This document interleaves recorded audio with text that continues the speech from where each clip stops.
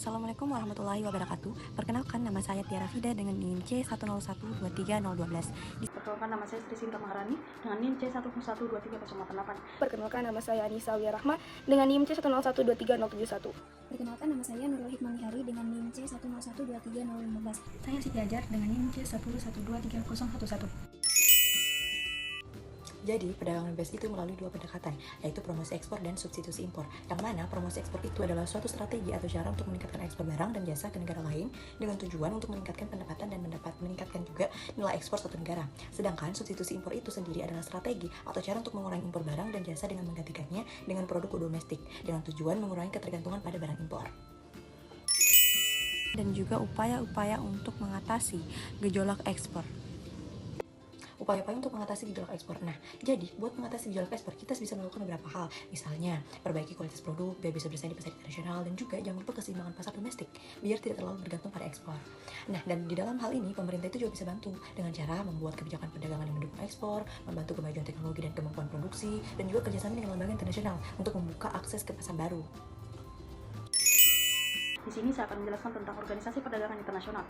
Organisasi Perdagangan Internasional atau WTO, Trade Organization, adalah organisasi internasional yang mengatur aturan perdagangan antar negara untuk memastikan perdagangan berjalan dengan lancar, bebas, dan adil.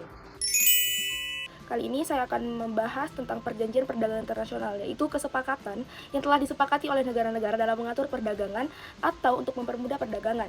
Tujuannya bisa berupa penghapusan tarif, perlindungan investasi, dan standarisasi produk. Dan perjanjian itu terbagi menjadi 3 jenis, yaitu bilateral, yaitu perjanjian antara dua negara seperti Indonesia dan Jepang. Ada pula regional, yaitu adalah kesepakatan beberapa negara dalam suatu kawasan seperti AFTA di ASEAN. Ada juga multilateral, yaitu melibatkan banyak negara untuk membuat suatu kesepakatan seperti WTO. Contoh-contoh perjanjiannya itu adalah seperti AFTA itu seperti perdagangan bebas di ASEAN, aturan dagang global, perjanjian dagang terbesar melibatkan ASEAN, Cina, Jepang, dan lain-lain. Dan ada pula perdagangan bebas di kawasan Pasifik. Selain itu, perjanjian perdagangan internasional memiliki manfaat seperti meliputi peningkatan ekspor dan ekonomi, tetapi juga bisa memicu persaingan lebih ketat antar negara. Oke, sekian penjelasan singkat dari saya. Saya akan menjelaskan mengenai dampak kebijakan perdagangan non tarif, di mana kebijakan perdagangan non tarif adalah kebijakan yang membatasi perdagangan internasional tanpa melibatkan tarif ataupun pajak impor secara langsung. Untuk dampaknya bisa positif maupun negatif.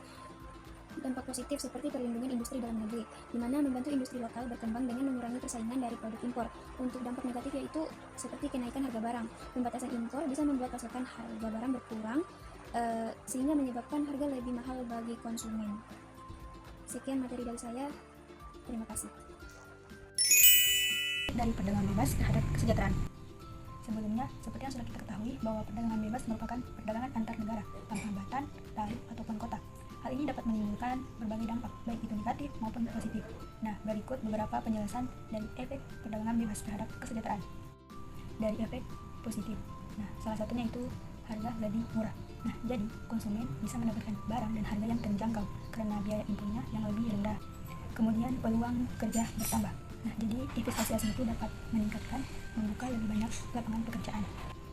Selain dampak positif, perdagangan bebas juga mempunyai dampak negatif. Nah, salah satunya itu ketergantungan pada impor. Nah, mengapa? Jika terlalu banyak bergantung pada produk luar, maka ada risiko kalau ada krisis global.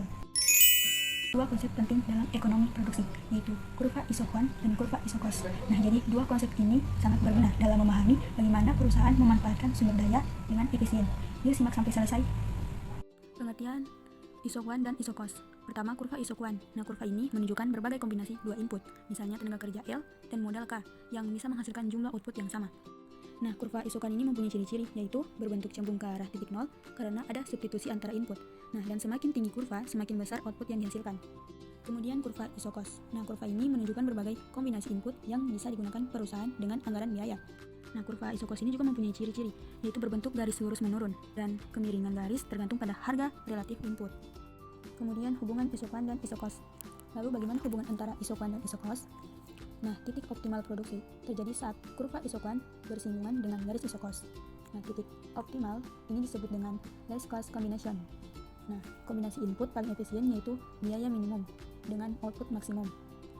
Jadi dari pembahasan tadi dapat kita simpulkan bahwa kurva Iso-Hwan menunjukkan kombinasi input yang menghasilkan output yang sama, sedangkan Iso-Cost menunjukkan batas biaya produksi yang tersedia.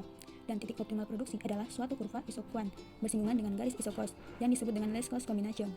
Semoga dapat dimengerti. Syukur. Wassalamualaikum warahmatullahi wabarakatuh.